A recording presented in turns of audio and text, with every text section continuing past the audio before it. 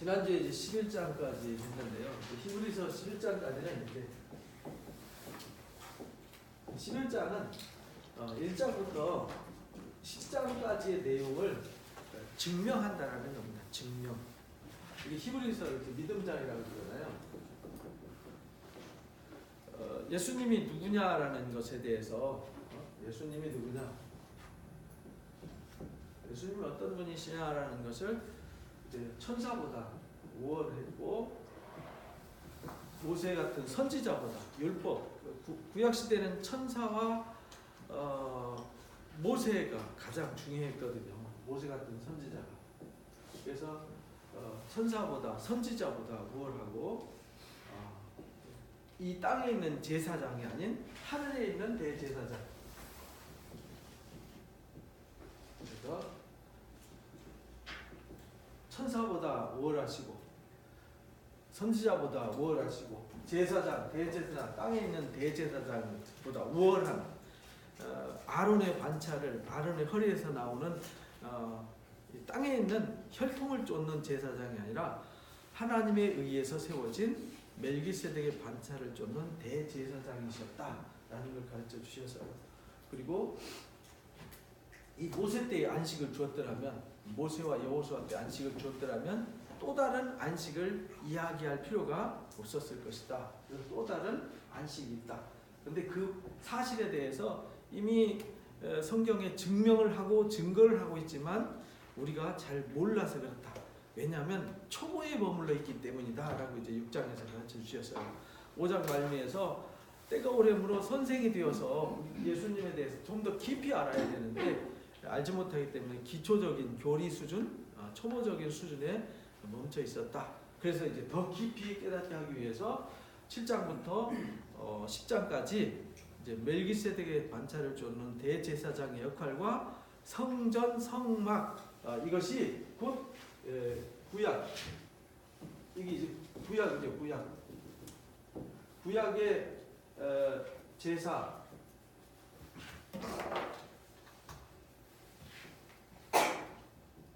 그 다음에 성전 또는 성막, 이런, 이걸 이제 율법이라고 그러죠. 율법을 따라서 주신, 이것은 하나님 나라에 있는 모형이었다 하는 것을 가르쳐 주셨어요. 그래서 예수님은 완전한 제사로 이 땅에 오셨다. 완전히. 그러니까 이 천사를 보내고 모세를 보내고 이 땅에 대제사장을 보내고 대제사장이 성전에서 성막에서 제사한 이 일은 우리를 죽음의 종로로 타는, 일생의 죽음의 종로로 타는 우리를 놓아주려고 그랬다. 2장에서 그렇게 말씀하셨고 이제 10장에서 한 번 사람이 죽는 것은 정하신 거라고 그랬잖아요. 10장에서. 그래서 이 모든 것이 죽음의 종로로 타고 사망의 종로로 타는 우리를 놓아주려고 오신 예수님. 여기서 이제 그걸 구속이라고 하죠. 구속. 우리의 구속을 위해서 죄와 사망, 그 고통 심판으로부터 우리를 구원해 주러 오셔서 예수님이 완전한 제사장이 되셨고 완전한 제사를 드리셨다. 그래서 우리는 더 이상 죄인이 아니다. 우리는 이제 하나님의 아들들이다. 그러니까 우리가 뒤로 돌아가면 안 된다. 과거로 돌아가면, 여기가 이제 과거잖아요. 이 초월로 돌아가면 안 된다. 과거로 돌아가면 안 된다. 그렇게 되면 예수님이 다시 오셔서 십자가를 져야 되는 불행한 일이 생긴다.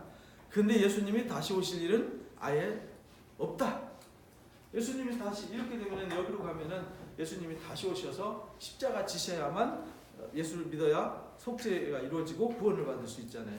그래서 예수님은 이 땅에 있는 일시적인 그림자와 모형의 역사가 아니라 완전한 구원을 이루셨다는 겁니다. 완전한 구원. 그래서 하나님 보좌 우편이라는 말은 완전하다는 뜻입니다. 완전한 영광. 그러니까 오른편은 영광이에요. 영광, 완전함.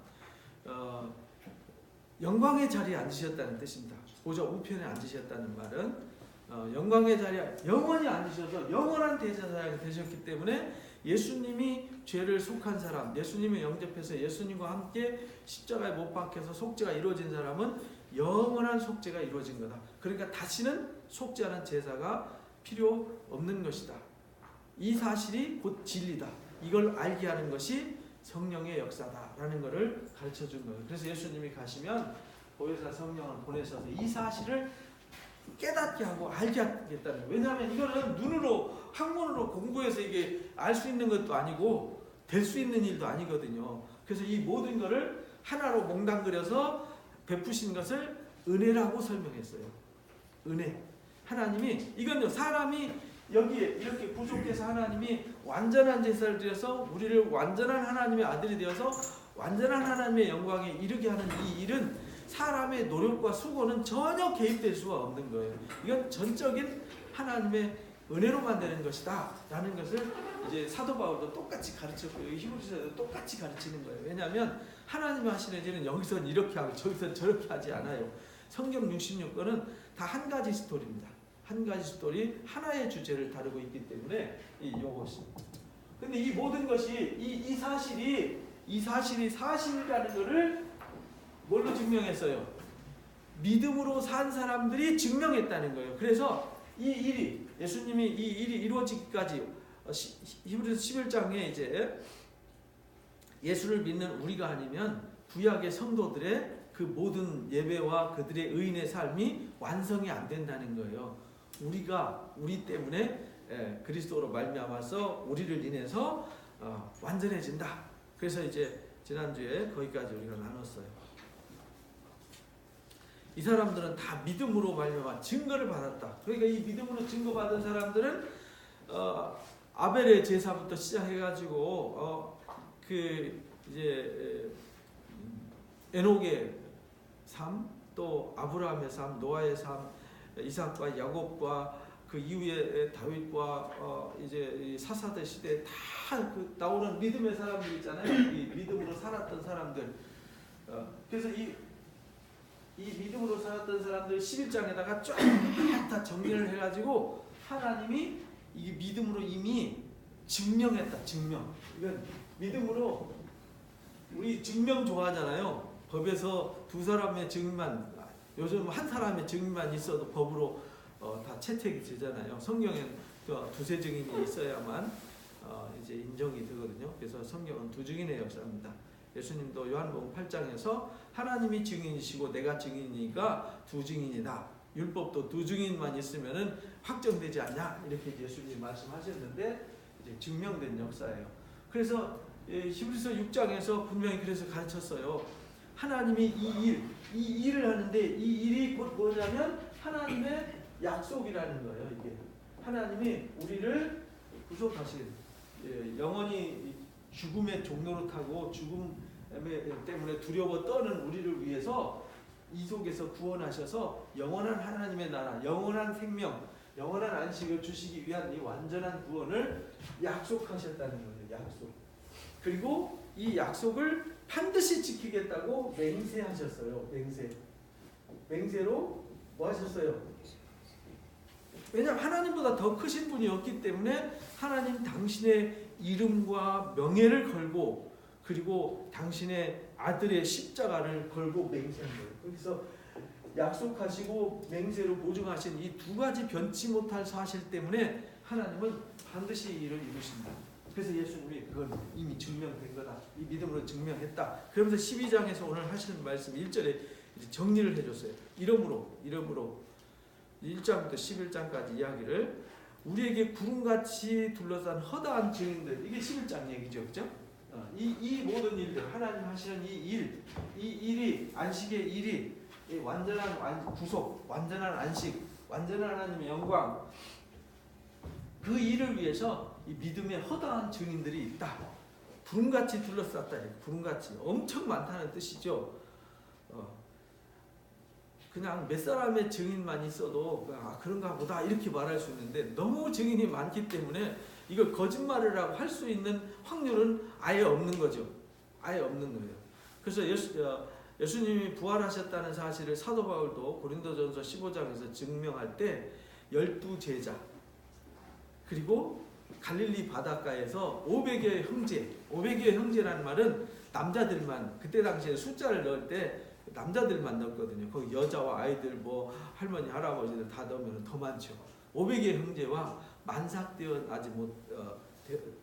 만삭되지 못해서 태어난 좀 모자란 나 바울 나에게도 친히 나타나셨다.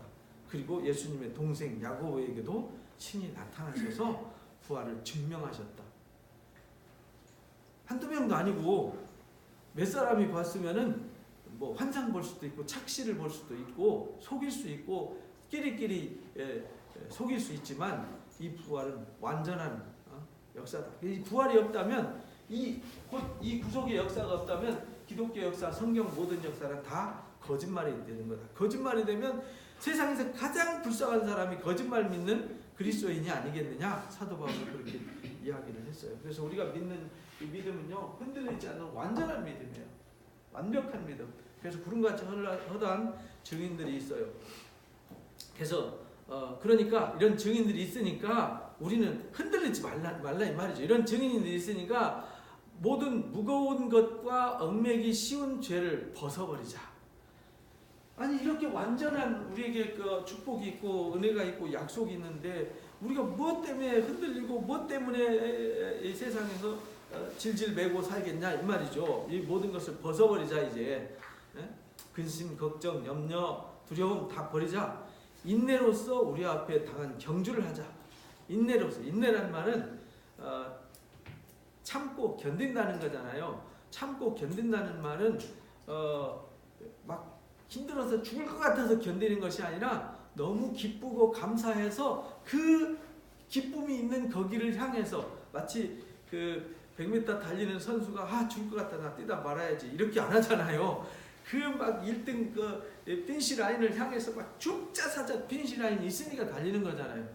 만약에 100m 달리는 선수가 끝도 없이 뭐 몇 킬로인지 뭐 10킬로인지 20킬로인지 모르고 끝까지 달린다 그러면 죽는 거죠. 어떻게 달리겠어요? 결승점이 있으니까 달리는 거죠. 그러니까 그 결승점이 있기 때문에 막 그 기쁨을 위해서 뛰잖아요. 그게 인내예요. 아무 소망도 없이 버티는 건요, 그거는 미련한 거죠. 고통이죠. 우리에게 주신 인내는 농부가 길이 참는다 했잖아요. 농부가 결실의 때를 위해서 길이 참는다. 힘들죠. 비가 오고 눈이 오고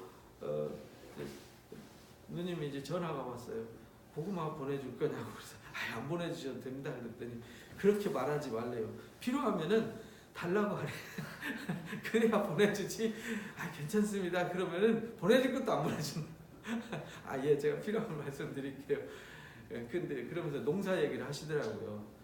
올 가을에 비가 너무 자주 와가지고 일 하다가 말다가 그래서 비닐하우스에다 이 일도 갖다 놓고 저것도 갖다 놔가지고 지금쯤 가을 거지가 다 끝나고 좀 쉬어야 될 텐데 김장만 하면 마무리인데 또 모든 일이 남아있다는 거예요. 농사라는 게 그런 거거든요. 근데 그 일을 수고했는데 아무 결실이 없다. 그거 고통스러운 거죠. 근데 그 막 일이 쌓여 있는데도 힘들지만은 참고 기다리면서 하는 이유는 결실이 기다리고 있기 때문에 하는 거잖아요. 그게 인내거든요. 우리도 하나님의 나라를 가는데 하나님의 나라가 정말 영화롭고 이 영원한 완전한 이 구속과 영광의 나라가 없으면 이 땅 사는 거는요 고통이죠. 하루 더 사는 게 사실은 손해예요. 오래 사는 게 자랑이 아니라 오래 사는 건 고생을 더 하고 가는 거잖아요. 더 아프고 고민하고 가고요. 괜히 수고만 더 하고 가는 거죠. 그래서 인내로서 우리 앞에 당한 경주를 경주하자. 이제는 확실해졌다. 이제 증인들도 구름같이 많고 확실하니까 더 이상 10장에 말씀하신 것처럼 뒤를 돌아보지 말고 과거에 매이지 말자.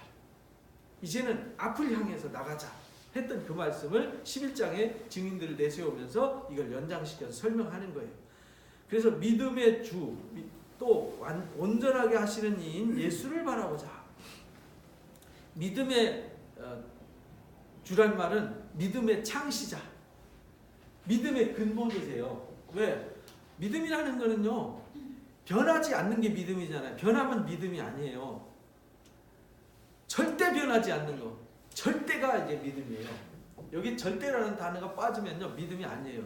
흔들려 버리는 게 믿음이 같이 무너져 버리는 거잖아요. 그래서 예수님은 완전하신 분이기 때문에 완전한 믿음이세요. 그래서 믿음의 창시자예요. 믿음의 창조자예요.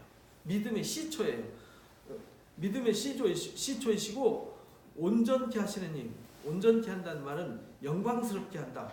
온전하다는 말은 이 성경에서 말하는 하나님은 우리를 온전케 한다. 성경이 우리를 온전케 한다 이렇게 가르쳤잖아요. 그 온전함이 뭐냐면 하나님의 형상의 온전함이에요. 예수님이 온전함이에요. 예수님은 온전하다는 말은 하나님의 완전한 영광을 말하는 거예요. 이 땅에는 온전함이라는 게 존재하지 않아요. 그래서 예수님은 믿음의 출발이시고 시작이시고 근본이시고 우리를 하나님의 완전한 형상으로 만드시는 분이에요. 그리고 그렇게 완전하신 주님을 우리가 뭐 하자고요? 바라보자. 그러니까 우리가 바라봐야 될 것은 세상의 다른 것을 부러워하고 다른 것에 소망을 두지 말고, 왜 그건 다 지나가고 우리가 주님 앞에 갈 때 다 내려놓고 가야 될 거잖아요. 빈손으로 왔다 빈손으로 가는 거잖아요. 아무것도 가지고 온 것이 없어요. 갈 때 그랬어요. 아무것도 안 가지고 가는 거잖아요. 그것처럼 이제 디모데전서 6장에 우리가 올 때 빈손으로 왔다 빈손으로 간다. 그러니까 이 땅에 너무 집착하지 마라. 막 이렇게 돈을 사랑하면 일만하게 뿌리가 된다. 이렇게 가르쳤잖아요. 예수님 바라보자. 그는 그 앞에 있는 기쁨을 위해서 예수님이 모델이 되셨어요. 모델이 되셔서 우리 예수님을 바라보고 예수님이 가신 그 길을 가자. 예수님은 앞에 있는 십자가를 바라보셨는데 그 십자가 너머에 있는 영광을 바라보셨다는 거예요. 기쁨을 위해서. 십자가 넘어 있는 기쁨을 위해서 십자가를 참으셨다는 겁니다. 부끄러움을 개의치 아니하시는 이 십자가는 정말 부끄러운 거거든요. 1세기 당시에 십자가는 가장 고통스럽고 가장 수치스럽고 가장 모욕스러운 것이 십자가였어요. 생각해 보세요, 여러분. 저기 서울시청 광장에 아니면 광화문 광장에 벌거벗겨가지고 막 채찍 맞아가지고 막 이 쇠고랑 채워져서 개 끌려가듯이 끌려간다고 생각해 보세요. 끔찍하지 않습니까? 근데 예수님은 십자가에 매달려서 속옷을 벗겨서 뭐 했죠? 제비 뽑아서 달아가졌잖아요. 십자가에 못 박힐 때는요, 실어나게 안 걸치고 싹 벗겨놓고 이 매달린단 말이죠. 얼마나 이게 수치스러운 겁니까? 그 수많은 군중들 앞에서. 고통스러운 것도 고통스러운 거지만 온갖 모욕과 수치를 다 겪는 게 이게 십자가란 말이죠. 그런데 예수님은 그렇게 정말 부끄럽고 수치스러운 모습을 개의치 않으셨다는 거예요. 왜? 십자가 너머에 있는 기쁨, 영광이 있었기 때문에 그렇습니다. 그리고는 하나님의 보좌 우편에 영광의 자리에 앉으셨다. 완전한 영광의 자리에 앉으셨다. 우리가 이 예수님을 바라보자. 왜? 우리도 이렇게 된다 이 말이죠. 우리 신앙이 결국 이렇게 되는 거거든요. 바울 영화 여러분들 보셨잖아요. 바울이 거지처럼 살잖아요. 로마의 그 사령관이 왜 예수 믿으면 거지같이 사냐고 그러잖아요. 왜 거지 같으면서 왜 원망도 안 하고 탓도 안 하고, 그죠? 근데 거꾸로 바울이나 누가는 사령관을 걱정하잖아요. 당신이 믿는 로마가 당신한테 뭘 해줬냐? 해주기 없잖아요. 바울은 이 땅에서 허름하고 거지처럼 거린처럼 살지만 영광의 보좌, 이 영광의 자리에 주님이 이르는 완전한 영광의 자리에 서게 되잖아요. 이 영광이 있기 때문에 바울은 자신의 생명도 조금 더 귀한 것으로 여기지 않냐고 자기를 전제로 다 쏟아서 마지막 생명까지 다 쏟아서 주님 앞에 드릴 수 있었다라고 고백을 하는 겁니다.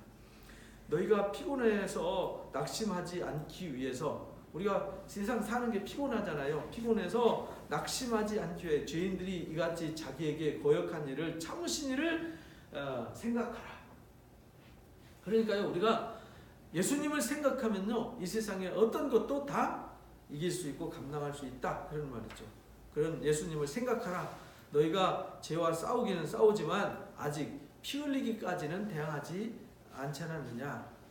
1세기 당시에 진짜 피 흘리면서 막 처참하게 죽어가면서 불기둥에 매달려서 고통스럽게 죽어가면서 신앙을 지켰잖아요. 근데 우리는 지금 그렇게 신앙은 안 지키잖아요.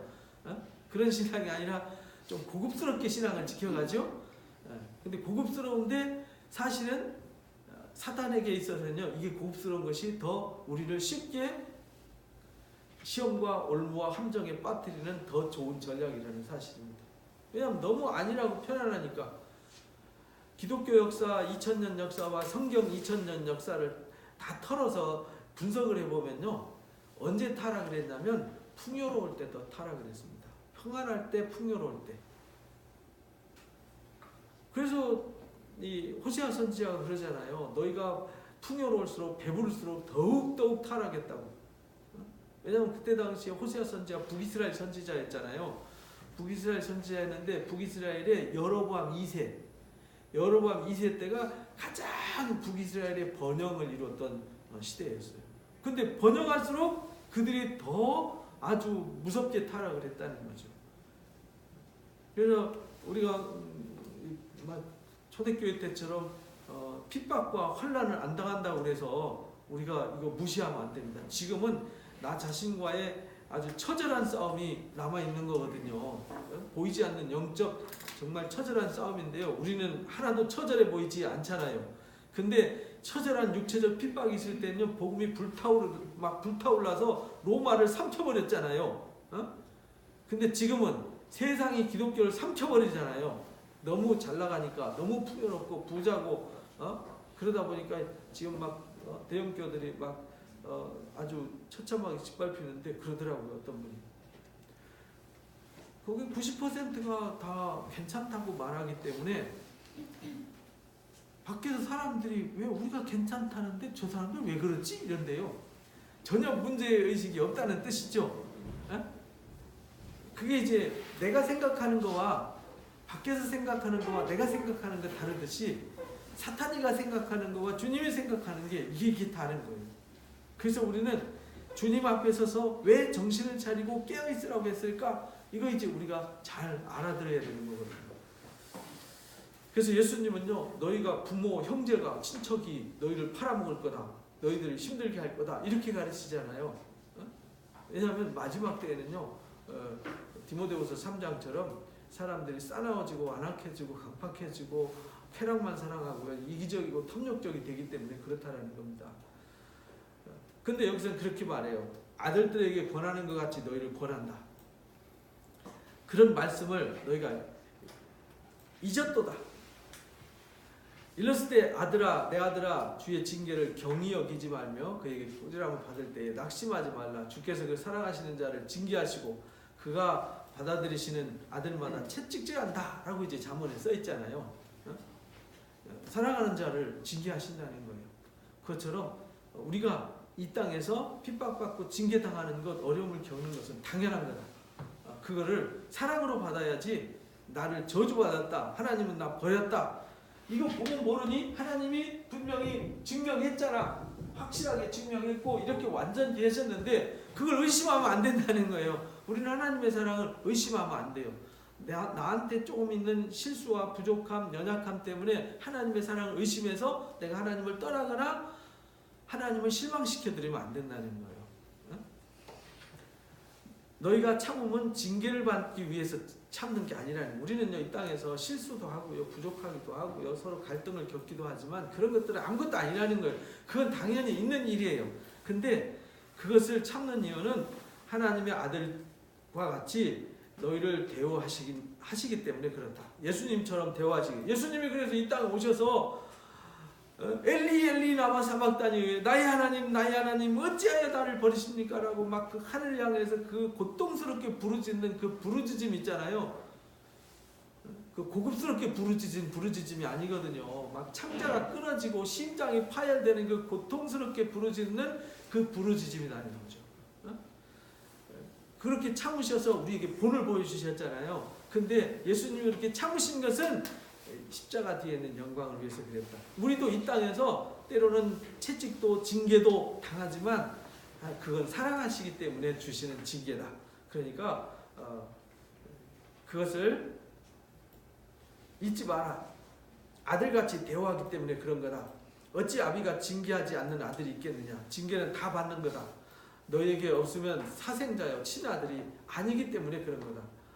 관심 없기 때문에 잔소리 안 한다는 거죠. 또 우리 육신의 아버지가 우리를 징계하여도 공경하지 않느냐. 하물며 모든 영의 아버지께 더욱 복종하며 살려 하지 않겠느냐. 유대인들은요, 자녀 교육을 아주 엄하게 합니다. 잘못하잖아요. 잠언서 보면 막 패라고 나오잖아요. 그죠? 자녀가 죄를 지으면 그 죄가 뽑힐 때까지 매로 패라는 거예요. 내가 그 죄를 짓지 않게 한다는 겁니다. 그래서 어렸을 때 유대인들은요, 죄를 잘못하면 아주 심하게 징계를 당합니다. 그래서 죄 지을 생각을 안 해요. 13살 그 바르미츠바라 그러죠. 바르미츠바라는 성인식 하는 그때까지는요, 부모가 책임이에요. 부모한테 주신 사명이에요. 이 자녀를 징계하고 바로 키워야 될 사명이 부모한테 있어요. 근데 이 바르미츠바를 한 이후부터는 부모가 손을 안 써요. 그 아이가 어떻게 살든 뭘 하든 간섭하지 않아요. 왜? 책임이 본인한테 있어요.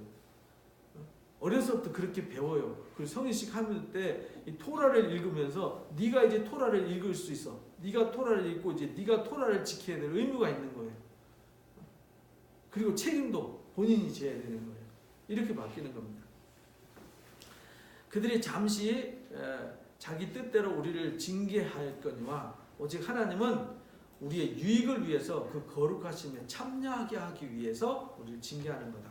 그래서 우리가 때로는 환난을 겪고 고난을 겪고 이해할 수 없는 일, 막 복잡한 일이 내 앞에 펼쳐지면요, 이 역시 또한 이 모든 걸 통해서 더 성숙해지라고, 더 새로워지라고, 더 온전해지라고 하나님 하시는 일이구나, 이렇게 받아들여야 돼요.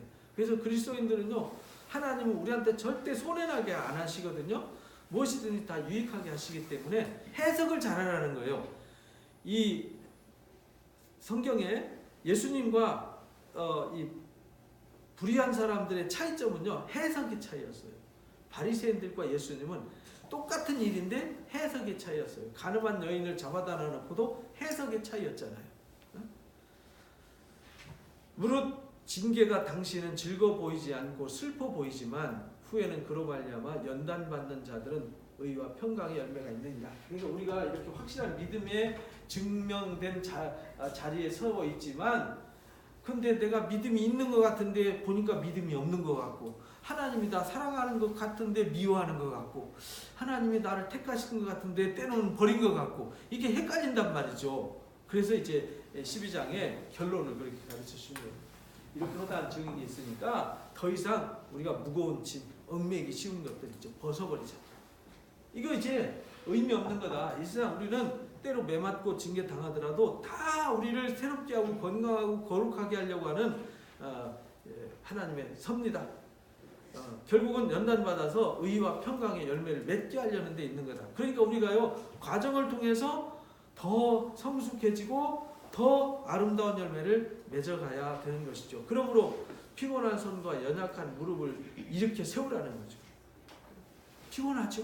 연약하죠? 그러니까 연약한 무릎을 일으켜 세워라. 그러니까 나도 베드로가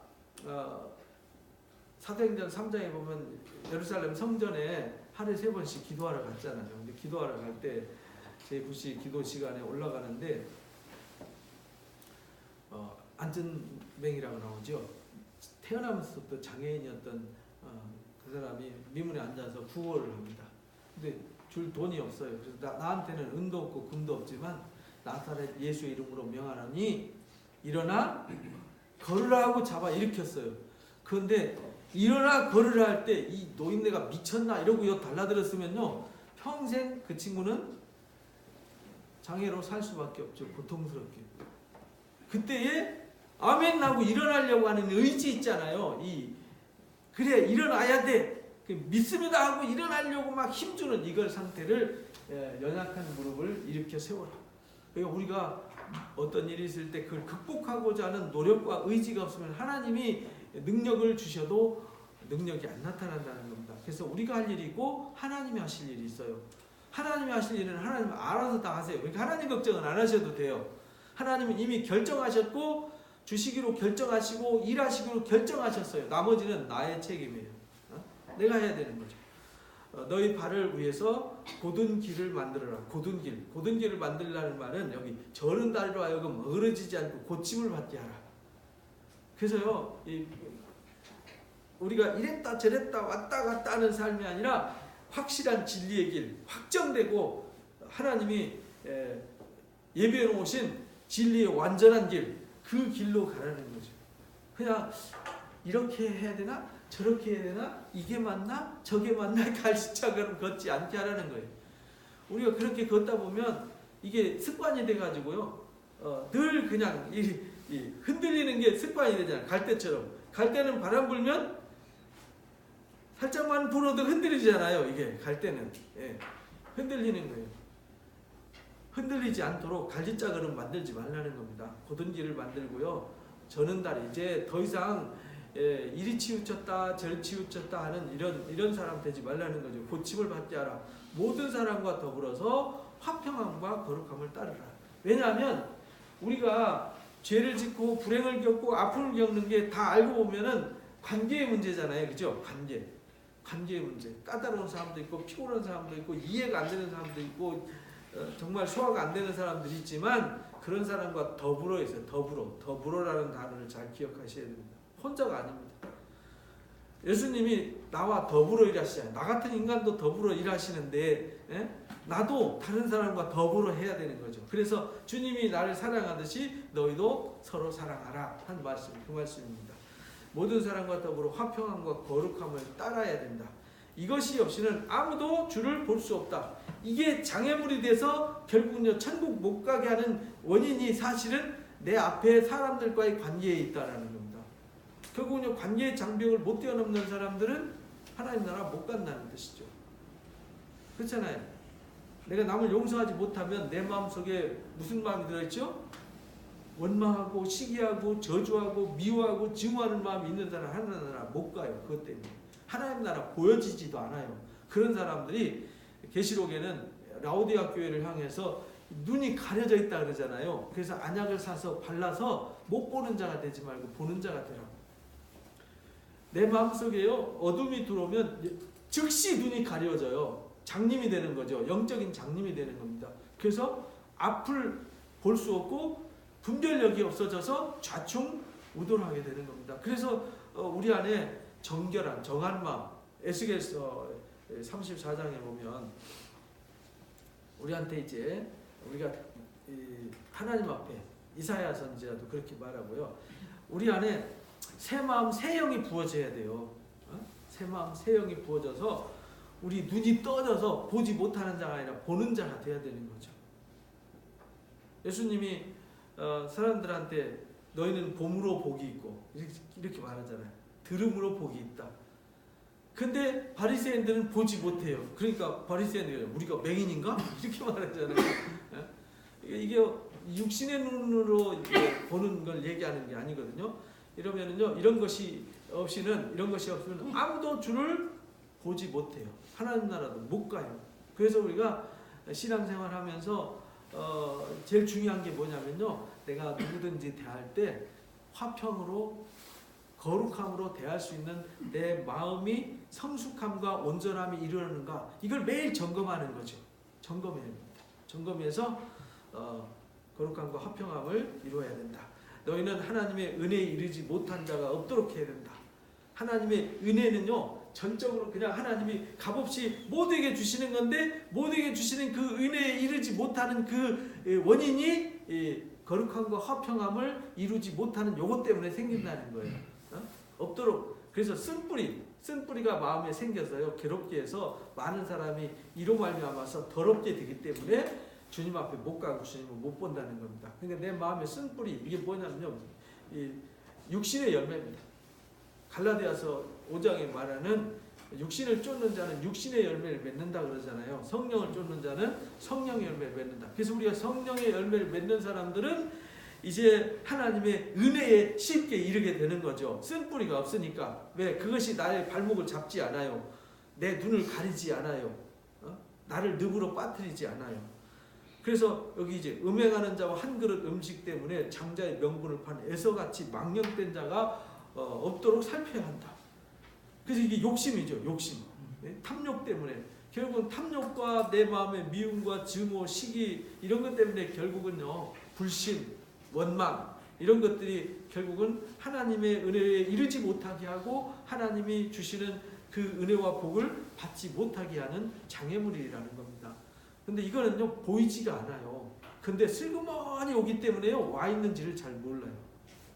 와 있는지 모르고 그것이 내 안에 있는지 잘 몰라요. 그래서 우리가 기도가 필요하고 말씀을 묵상하면서 말씀의 거울에 나를 늘 살펴보면서 나를 항상 깨끗하게 해야 되는 거죠. 그 깨끗함이 뭐냐면 화평함과 거룩함을 쫓는 거죠. 그래서 거룩함에 이르게 하기 위해서 우리가 징계를 당한다는 말은 그 찌꺼기를 빼기 위해서 풀무불에 넣었다 뺐다 하는 거죠. 그러면서 우리가 사람과 부딪히면서 상황에 부딪히면서 거기서 나빠지고 더러워지는 것이 아니라 옥석으로 더 다듬어져 가는 것이 중요하다는 겁니다. 그러니까 우리가 세월이 흘러가면 더욱 선생이 되어야 되고 더욱 장성해져야 되는 게 맞는 거죠. 세월이 흘러는 더 애기같이 돼버리면 안 되잖아요.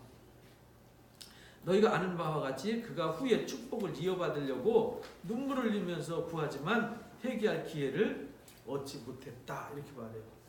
그러니까 하나님이 주신 은혜는요 때를 따라 돕는 은혜 주신다 그러잖아요. 그래서 우리가 4장에서 이제는 우리가 그 안식이 남아있고 우리를 위해서 예비된 것이 있으니까 우리 마음을 완악하게 하지 말고 강팍하게 하지 말자. 우리 마음이 완악해지고 강팍해지면 은혜의 보호자 앞에 갈 수 있는 길이 막힌다는 거죠. 그래서 이제 은혜의 보호자 앞에 담대히 나가자 이렇게 이제 4장에서는 권했어요. 그리고 고린도 후서 6장에 보면은 우리가 오늘 지금 베푸시는 하나님의 은혜에 이르도록 나가야 된다. 그러니까 은혜는 언제 베푸냐? 오늘이 구원의 때요. 오늘이 은혜 베푸는 때다. 이사야서 45장 말씀을 인용해서 그렇게 가르쳐 주셨어요. 너희는 만질 수 있고 불이 붙는 산과 침침함과 흑암과 폭풍과 나팔 소리와 말하는 소리가 있는 곳에 이른 게 아니다. 이게 뭐냐면요. 우리가 이룰 수 있는 이른 곳은 우리가 지금 앞에 서 있는 이 자리는 어떤 자리냐면 신의 산과 같은 자리가 아니라는 거예요.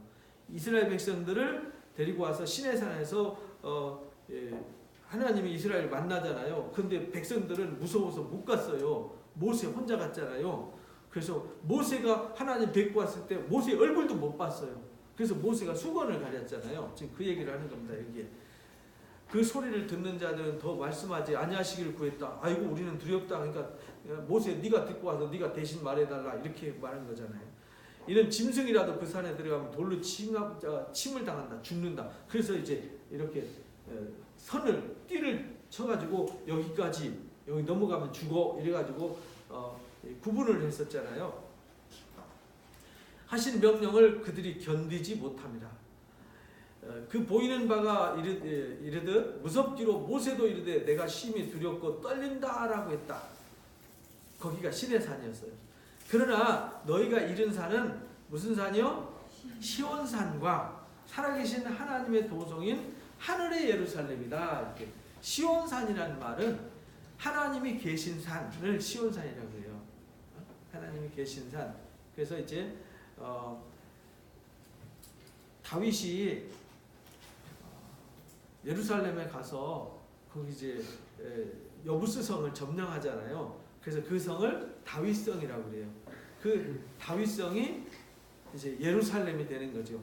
예루살렘 원래 예루살렘이었어. 이름이 과거부터 예루살렘이었는데 거기가 다윗의 성이 세워져요. 그리고 거기가 곧 아브라함이 이삭을 번제로 드렸던 모리아 산이었어요. 그래서 그 산이 시온산이었어요. 그리고 거기에 뭘 갖다 놓죠? 하나님의 언약궤를 갖다 놔요. 그리고 거기다가 성전을 지어요. 그리고 성전 안에 그 언약궤가 모셔지죠. 그래서 하나님이 임하시는 곳, 하나님의 뜻이 머무르는 곳, 하나님의 눈길이 머무르는 곳, 하나님의 생각과 정신이 머물러 있는 곳, 거기가 시온산이에요. 이 땅의 모형을 말하는 게 아니에요. 하나님이 어디 계시든지 거기가 시온이에요. 그리고 살아계신 하나님의 도성인 하늘의 예루살렘, 이 땅의 예루살렘이 아니에요. 그래서 이 성막도 여기 이게 땅에 있는 성막이었잖아요. 이 성막이 하늘에 있는 성막. 그래서 계시록 21장에도 하늘에서 새 예루살렘이 내려오잖아요. 하늘에서 우리를 위해서 예비된 새 예루살렘이 내려와요. 보니까 12 기초석이 있고 12 대문이 있고 그렇게 나오잖아요. 각종 진주 보석으로 꾸며져 있고 막 이렇게 나오는데 그 살아계신 하나님의 도성, 그 다음에 천만 천사와 하늘에 계신 여기는 시온산이면서 하늘의 새 예루살렘, 천만 천사와 하늘에 기록된 장자들의 모임. 하늘에 기록된 장자가 누구죠?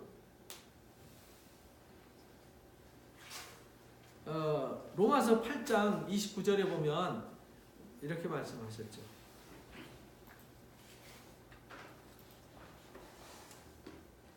하나님이 미리 아신 자들을 또한 아들의 형상을 본받게 하기 위하여 미리 뭐 하셨어요? 결정하셨어요. 하나님이 이 땅에 오셔서 예수님을 보내시고 이 땅에서 하시고자 하는 일을 결정하시고, 하나님은 무엇이든지 결정하고 일하세요. 하다가 이렇게 할까 저렇게 할까 아니라 창세전부터 이미 결정하셨어요. 그래서 예수님은 결정된 주님이 오신 거예요. 결정된 십자가를 지신 거죠. 저와 여러분이 선택받은 것은 하나님의 결정이에요.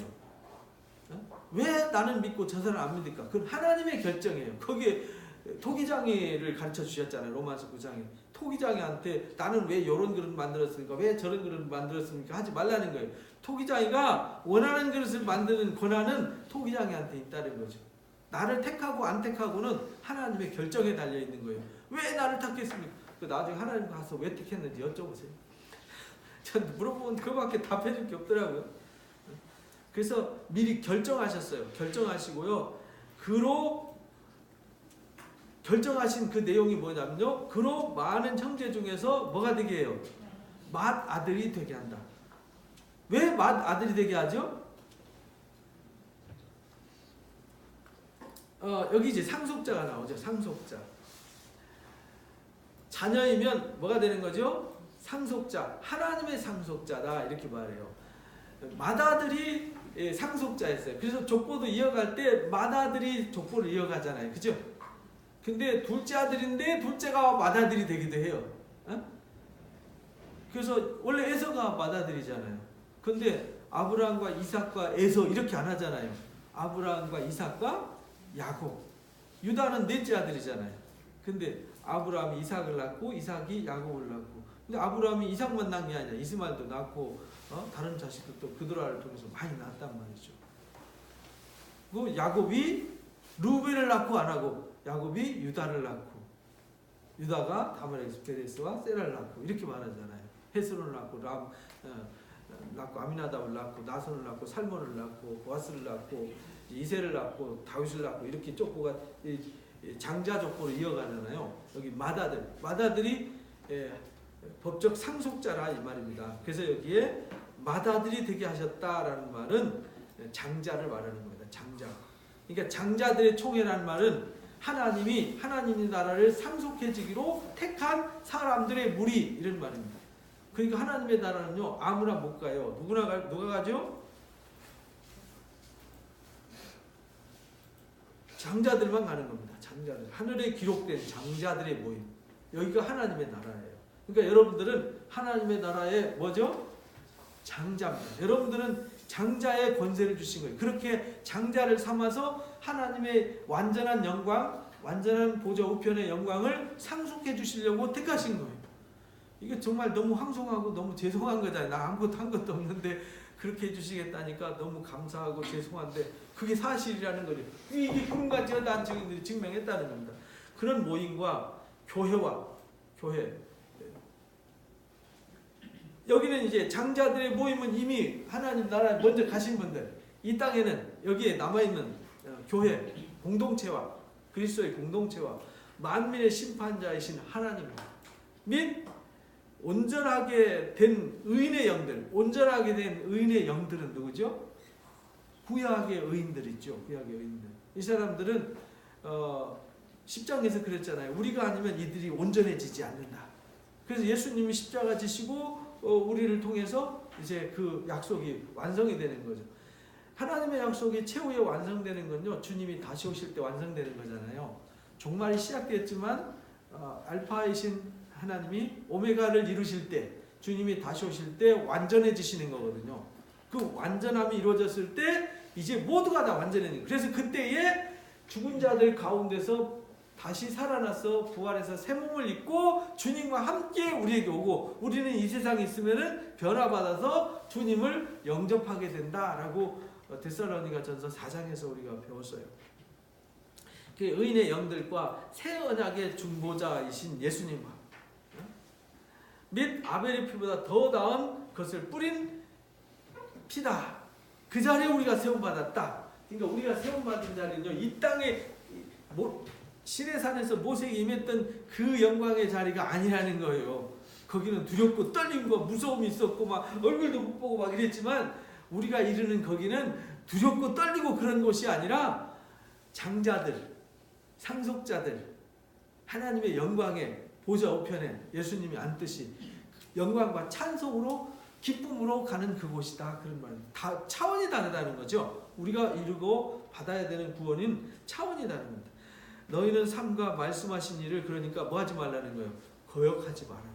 그러니까 우리가요, 이게 믿음으로 확정된 이 역사를 듣고요, 우리가 이제 말씀을 듣고 그 말씀하신 일 거역하지 말아라. 땅에 경고하신 일을 거역한 그들이 피하지 못하지 않느냐. 땅에서 경고한 사람들이 피하지 못하고 광야에 다 죽고 바벨론 포로로 잡혀가기 전에 북이스라엘 다 망했고 불순종한 자들은 바벨론으로 끌려가지 않은 사람들은 다 죽었잖아요. 불순종한 사람들. 하물며 하늘로부터 경고하신 일을 배반하는 우리일까 보냐. 그때는요, 막 그 육신의 징계를 당했지만 이제 마지막 주님 오실 때는요, 주님 말씀을 거역하고 산 사람들은 영원한 심판에 던져지는 거잖아요. 영원한 불못에 던져지는 무시무시한 심판이죠. 우리가 몽둥이 한 대 맞는 것도 그냥 발발 떠는데 영원한, 한두 번도 아니고요, 하루 이틀도 아니고요, 영생토록 그 고난의 풀무불에 머무른다. 그 생각만 해도 끔찍하지 않습니까?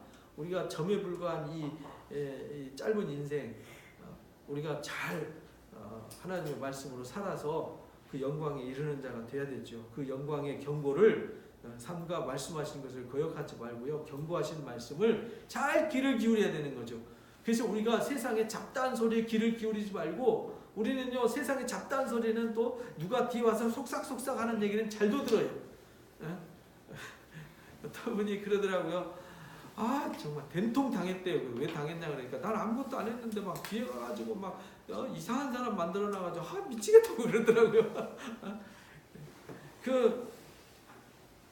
그 소리만 들어도 우리가 안타까운데, 그죠? 그런 소리는 우리가 잘 듣잖아요. 남들이 뭐라 그랬대, 누가 뭐라 그랬대, 막 이런 막 그런 말은 잘 듣는데요, 하나님의 경고는 왜 안 듣는지 모르겠어요.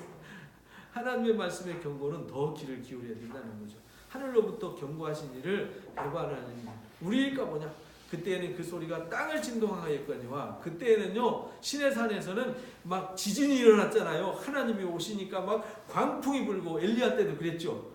광풍이, 바위가 막 날아가고, 바위가 쪼개지고 막 불이 막 거기서 쏟아져 나오고 이러니까 다들 놀라서 우와 우와 이래가지고 그 앞에 엎드려서 막 고개도 못 들었잖아요. 그 땅을 진동하였거니와 이제는 약속하여 이르시되 내가 또 한 번 땅만 아니라 뭣도 흔들어요? 하늘도 진동한다. 이 말은 계시록에는 종이축 말려가듯이 싹 말려간다. 아주 이 세상 물질의 세계가 싹 없어져 버리고 새로운 세계가 만들어진다는 거잖아요. 타락한 세상이 아니라 완전한 하나님의 나라를 건설하시겠다는 거잖아요. 다시는 죄가 없고 눈물도 슬픔도 탄식도 없는, 계시록에 말씀하신 대로. 그래서 그런 심판, 그러니까 그런 심판한 뒤에는요, 그 영광의 자리는요, 하늘에 있는 장자들 외에, 의인들의 영들 외에는요, 거기 머무를 사람이 아무도 없어요. 그러니까 우리는 세상의 잡다한 소리에 귀를 기울여서 뭐 교회 안에서 정치 때문에 좌파 우파하고 싸우는 분들도 있어요. 아니, 교회에서 좌파가 뭔 의미가 있고 우파가 무슨 의미가 있습니까? 정치하고 뭔 의미가 있겠어요?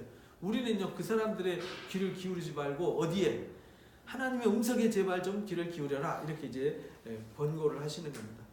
이 또한 한 번이나 하시면 진동하지 아니하는 것을 영존하게 하려고, 영원히 이 새로운 땅, 새하늘 새 땅을 영원히 있게 하기 위해서 진동할 것들, 곧 만드신 것들을 뭐 할 것을 변동된다. 이 땅에 우리가 살고 있는 이 땅에서 영생하는 게 아니라는 거예요. 이 몸으로 영생하는 게 아니라는 거죠. 완전한, 그래서 새 하늘이고 새 땅이죠. 이건 헌 하늘이고 헌 땅이잖아요. 헌 몸이고 새 몸으로 새 하늘과 새 땅을 누리는 거, 이게 하나님의 나라의 영광이라는 거죠. 그걸 주시겠다는 겁니다. 변동치 않아 이거. 그래서 하나님의 나라는 변동되지 않아요. 그러나 이 땅은 변동될 거다. 그러니까 이 땅에 소망을 두고 이 땅에 매달려서 죽을 것 같이 매달려서 소망을 두지 말라는 겁니다. 다 놓고 가는 것이고 다 버릴 것이고 썩어지고 더러워지고 쇠해지는 것이라고 이제 베드로 사도가 마지막 그 고별 설교하면서 베드로 후서잖아요. 후서. 이 노아 때 물로 심판한 것처럼 불로 심판하게 될 거다라고 경고하면서 베드로전서 1장에서 환난 당하는 사람들한테 썩지 않고 더럽지 않는 쇠하지 않는 산 소망을 붙잡아라 이렇게 강조를 한 겁니다. 그러므로 우리가 흔들리지 않는 나라를 받았다. 그래서 우리가요 이 시내산에 와서 하나님이 진동했던 이 땅을 우리가 받은 게 아니라 진동하지 않는 나라, 영원히 영광의 찬송을 누리는 그 나라, 그 나라를 우리가 받았어요. 이미 우리는 믿음으로 받았잖아요. 이미 받았어요. 받았은즉 은혜를 받자. 뭘 받자고요? 은혜를 받자. 이 말은 하나님이 이걸 위해서 그렇게 수고하고 애써서 우리에게 소망의 말씀과 은혜의 말씀과 생명의 말씀, 능력의 말씀을 주시니까 그걸 좀 제발 받자. 그 말씀을 듣기에, 그 말씀으로 살기에 애쓰자 이 말이죠. 은혜를 받자. 이로 말미암아 경건함과 두려움으로 하나님을 어떻게 하라고요? 기쁘시게 섬겨야 된다. 기쁘시게 섬긴다. 하나님을 기쁘게 섬기는 건 다른 게 아닙니다. 하나님 말씀 잘 듣고 그 말씀으로 예쁘게 사는 게 그게 하나님을 기쁘시게 하는 겁니다. 내가 거룩함과 화평을 쫓고 내가 장자답게 하나님의 아들답게 살아가는 것. 내가 무슨 일을 많이 해가지고 업적을 이루어서 하나님 기뻐하시지 않아요. 우리 보고 그런 거 하라고도 하지도 않으세요. 왜? 우리는 연약하고 부족하기 때문에 그런 거 잘 못해요. 그러니까 교회에서 무슨 업적을 이루려고 막 대단한 공사를 하고 이런 거 하면 안 된다는 거예요. 뭐 하느냐? 그냥 하나님이 말씀하신 순수한 말씀을 듣고 그 말씀으로 사는 거예요. 그래서 우리가 이제 예언서를 이제 좀 있으면 공부할 텐데 예언서 보면요. 하나님 원하시는 것이 무엇인지 너무 적나라하게 쫙 펼쳐져 있어요. 사실은 예언서 보면은 왜 사람들이 징계를 당하고 고난을 당하고 버림을 당하고 심판을 당하는지 아주 너무 선명하게 그림이 나와 있거든요. 그리고 하나님이 원하시는 게 뭔지를 아주 명확하게 거기에 답을 달아놓으셨어요. 계시록에도 그렇잖아요. 요한계시록에도. 그래서 우리는 하나님을 기쁘시게 하는 삶을 살아야 한다. 우리 하나님은 뭐하는 분이에요? 소멸하는 분이시다. 뭘 소멸시키시겠어요? 이 땅에 진동할 것들, 흔들리는 것들, 죄악들, 무리들, 탐욕들, 악을 영원히 소멸시키는 하나님이시라는 거죠. 그러니까 소멸될 흔들리는 것에 우리가 진동하는 것에 매이지 말고 우리는 영원한 하늘의 안식과 소망을 바라보면서요. 하나님을 기쁘시게 하는 삶. 하나님 말씀하신 것을 잘 듣고 지켜 행하는 거룩한 삶. 그래서 흔들리지 않는 믿음 위에 서서 이 증인들의 삶을 이어서 우리도 하나님의 역사에 증인의 삶을 살아가시길 주님의 이름으로 축복합니다. 아멘. 기도하겠습니다. 고맙습니다. 하나님. 우리에게 너무나도 선명하고 확실한 약속의 말씀을 우리에게 허락해 주셨습니다. 참으로 감사하고 또 감사합니다. 우리가 믿음이 없기 때문에 수천 년 동안 하나님께서 증인들을 세워서 증명해 주시고 또 증명해 주셨습니다. 말씀하시고 또 말씀하시고 보여주시고 또 보여주시고 넘어져도 또 일으켜 주시고 또 세워주시고 상처받고 찢겨도 또 치유해 주시고 또 치유해 주시는데 우리는 늘 하나님 앞에 또 어리석어지는 연약한 모습을 우리가 보입니다. 하나님 흔들리지 않는 완전한 하나님의 나라를 우리에게 허락해 주셨사오니 이제는 흔들리는 세상에 우리가 갈짓자의 걸음을 걷지 아니하고 곧은 길을 갈 수 있도록 진리의 길을 갈 수 있도록 도와 주옵소서. 흔들리지 않는 하나님의 나라를 우리가 유업을 받았사오니 이제는 모든 사람과 더불어 거룩함과 화평을 쫓으면서 하나님을 기쁘시게 하는 하나님의 아름다운 자녀들이 되게 하여 주옵소서. 그래서 우리의 삶이 하나님의 은혜로 기쁨이 충만하고 즐거움이 충만하고 찬송이 충만한 그래서 모든 사람들에게 하나님의 함께 하심을 믿음으로 보여주고 증명하는 의인들의 믿음으로 살아가도록 인도해 주옵소서. 감사합니다. 영광받아 주옵소서. 우리 주 예수 그리스도 이름으로 기도합니다. 하늘에 계신 우리 아버지여 이름이 거룩히 여김을 받으시오며 나라 임하옵시며 뜻이 안에서 이루어진 것 같이 이 땅에서 이루어지리라. 오늘날 우리에게 일용할 양식을 주옵시고 우리가 우리에게 죄 지은 자를 사하여 준 것 같이 우리 죄를 사하여 주옵시고 우리를 시험에 들지 말게 하옵시며 다만 악에서 구하옵소서. 나라와 권세와 영광이 아버지 앞에 영원히 있사옵나이다. 아멘. 고맙습니다. 수고하셨습니다.